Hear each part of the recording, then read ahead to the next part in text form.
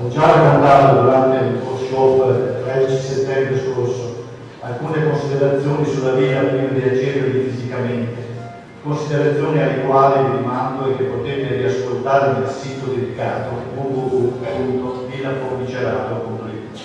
Oggi invece vorrei condurvi dentro alcune visioni che come architetto ho dovuto attraversare per poter finalmente avvicinarmi al progetto di restauro. Piattaforme di paesaggio. I legnami, come da Vitruvio al capitolo 9 del secondo libro, si devono tagliare l'autunno e per tutto l'inverno, perché gli alberi recuperano dalle radici quel vigore e sovezza che nella primavera e nell'estate per le fronde e per i frutti era sparso. E si taglieranno mancando la luna, perché quell'umore che a corrompere i legni è altissimo a quel tempo consumato, ove non vengono poi da tignole o da tagli offesi. Bisogna che i padroni che vogliono fabbricare si informino bene dai pericoli della natura, dei legnami, a quale legno, a quale cosa è buono e a quale no. Andrei parlando in 4 libri, libro primo, capitolo secondo.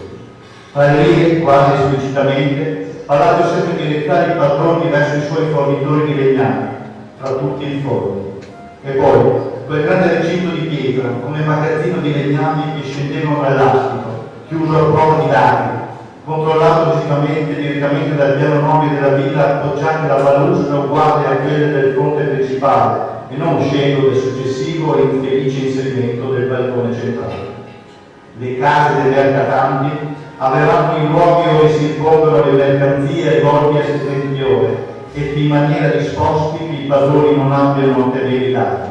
Andrea Palladio, 4 libri, libro secondo, capitolo primo. Ho voluto fare una foto del brodo di agosto scorso, interamente occupato dal grano turco, arrivato con le sue cime fino alla quota del perpestio del piano nobile della villa, per poter immaginare il grande spazio cintato da mura stipato da tronchi d'albero. Una comparazione visiva, un lavoro per immagini, una visione sognata di quel paesaggio del tempo. Tronchi che erano alberi di un paesaggio di montagna e altro grano turco racchiuso da un recinto di pietra. Uno spazio che si disegna per diventare il paesaggio di campagna, o meglio, il paesaggio palladiano. Parlare cubista. E perché Córdoba si dovrà dire quella casa la quale avrà conveniente alla qualità di chi la verrà ad abitare e le sue parti corrisponderanno al tutto e fra se stesse, però dovrà l'architetto soprattutto avvertire che, come dice Vitruvio nel primo e nel sesto libro, a gentiluomini grandi e massimamente di repubblica si richiederanno case con logge e sale spaziose e tornate, acciò che in tali luoghi si possono trattenere con piacere quelli che aspetteranno il padrone per salutarlo e pregarlo di qualche aiuto e favore. E tra gli gentiluomini minori si converranno anche fabbriche minori, di minori spese e di manco ornamenti. Andrea Palladio, 4 libri, capitolo secondo, libro primo. La dimensione della casa e la sua struttura non saranno quindi in rapporto alla ricchezza del padrone, quanto alla sua attività. In questo senso si può parlare di funzionalismo palladiano. Palladio continua. Che brutta cosa, certo, sarebbe disconvenevole che una fabbrica molto grande fossero sale e stanze picciole, e per lo contrario in una picciola fossero 2 o 3 stanze che occupassero il tutto. Scrive James Ackerman nel 1967. Conoscendo gli studi vitruviani condotti da Palladio sotto la guida del Tristano, ci aspetteremo che le sue ville del primo periodo fossero di tipici esempi di antiquaria. Fa meraviglia scoprire che esse sono assai meno archeologiche di quasi tutte le opere successive.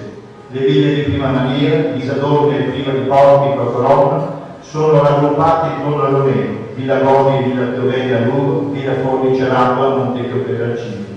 Le ville di questo gruppo di stile più tradizionale furono costruite per committenti vicentini, mentre quelle degli altri 2 gruppi furono ordinate da veneziani.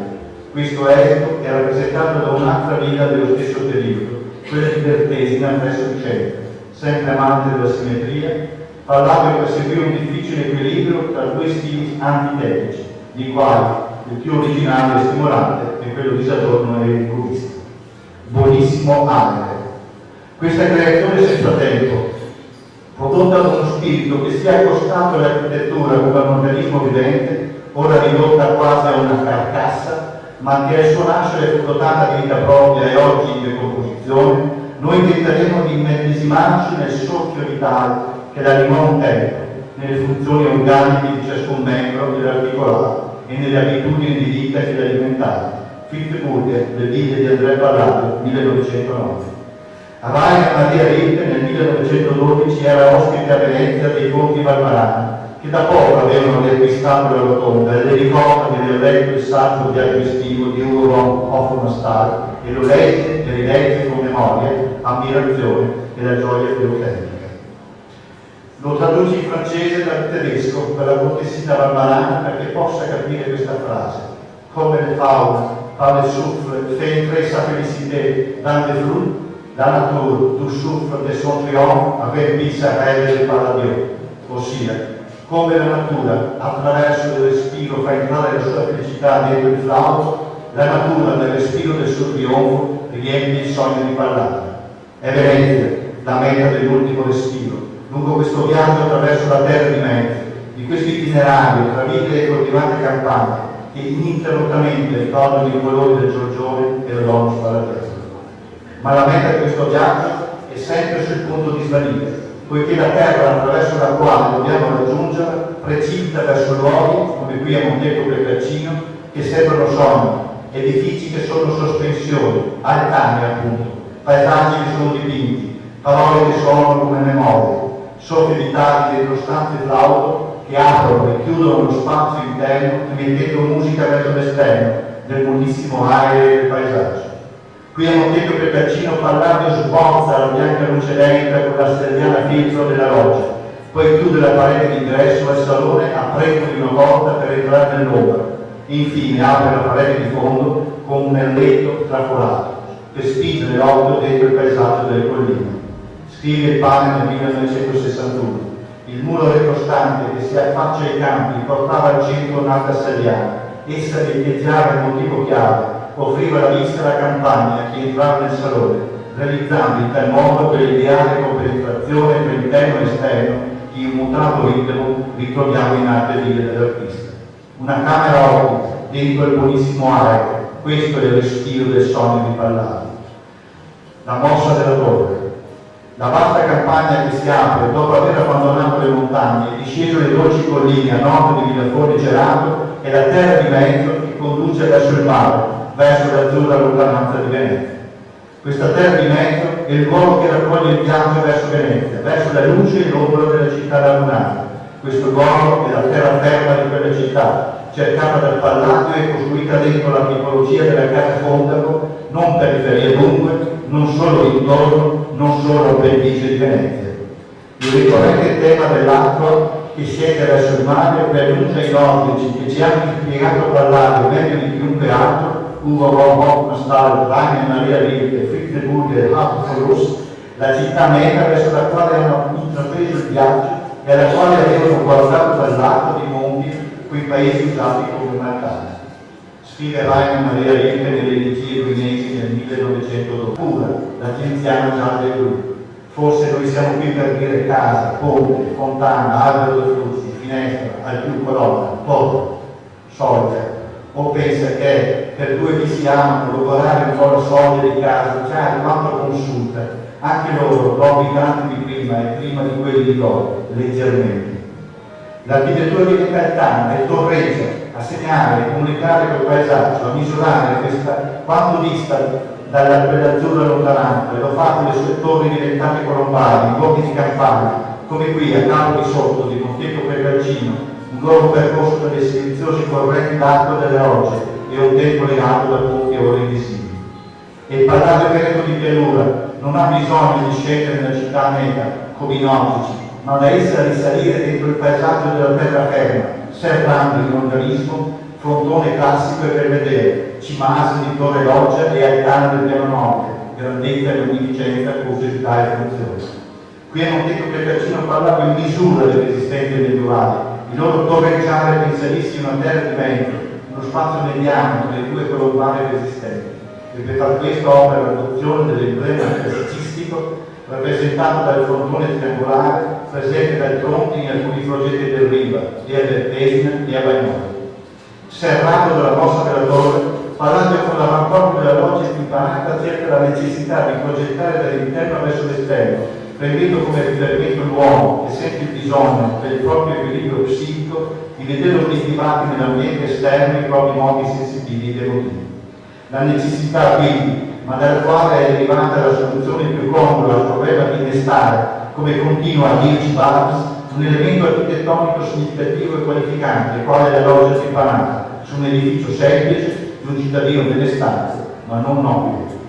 Qui è motivo per Giacchino parlare di ricorrere informazioni lessicali nuove rispetto al vocabolario, a voi adottato come repertorio tipologico già consueto, spettanti segni quali le torrette, Villa Montagna alla Pisa di Maro, Villa Pisani e Bagnoli, nobilitate dalla residenza del trissimo agricolo, ma proprio della tradizione quattrocentesca, stile Giacomo Montanella, Grigoli, di Fontane e di Roseli, Bella Ondì, sulla ferma del Perugia, superbe ancora, torreggiano le mura, in tanta strettezza di sito.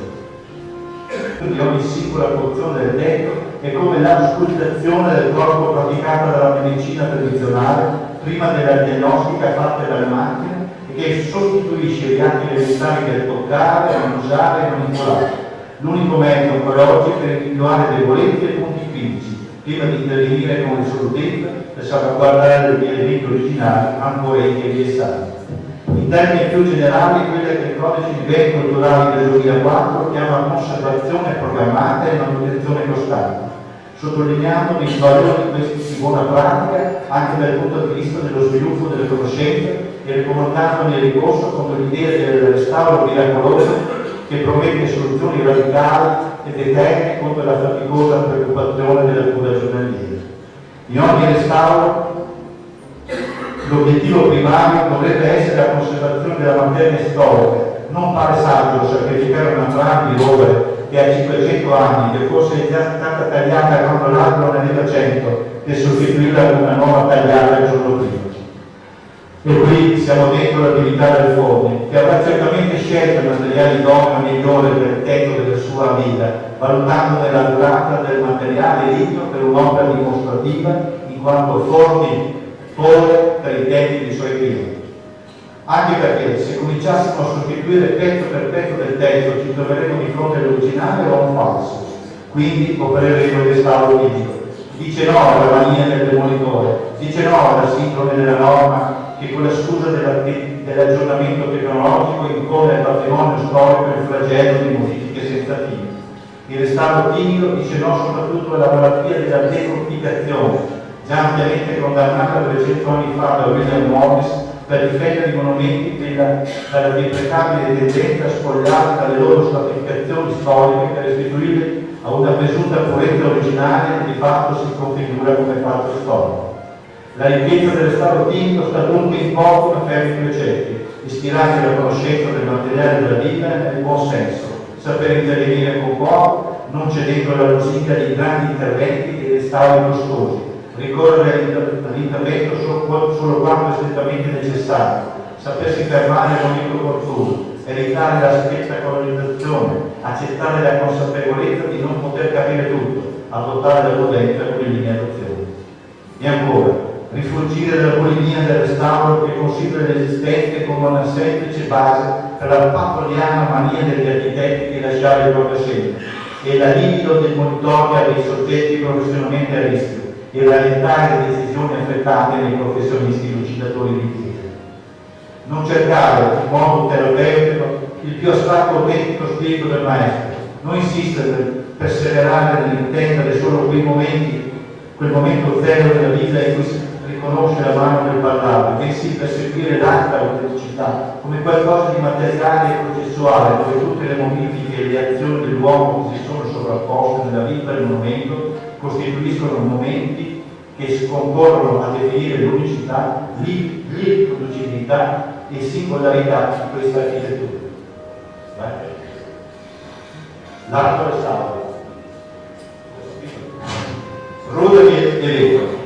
Il crollo di Kenny e dei solari digni ci consegna oggi un Ruder di una battista quattrocentesca porticata con colonnate. Qui dobbiamo domandarci come recuperare quello che resta di quel Ruder per rendere un'architettura di supporto funzionale alla vita, per poterla liberare e quindi consegnarla al mondo nella sua dimensione aulica.